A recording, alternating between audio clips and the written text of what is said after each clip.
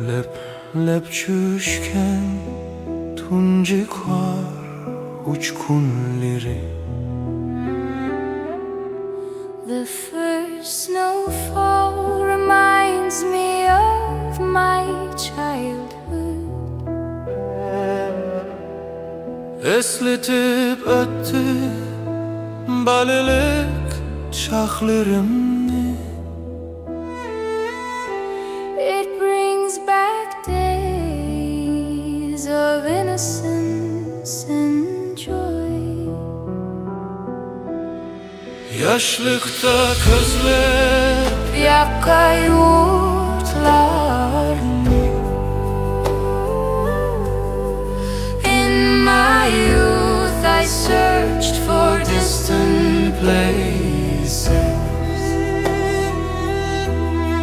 Ketken tuk kaldırıp karda izlerini.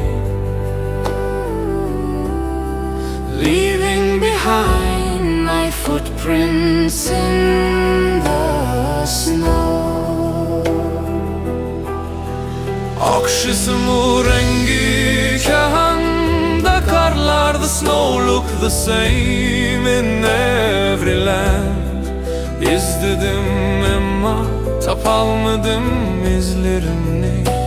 But I couldn't find a trace of who I was. Lepilde çüşmekte üstümge karlar. Snowflakes kept falling gently on me. Şunce burap tapalmadım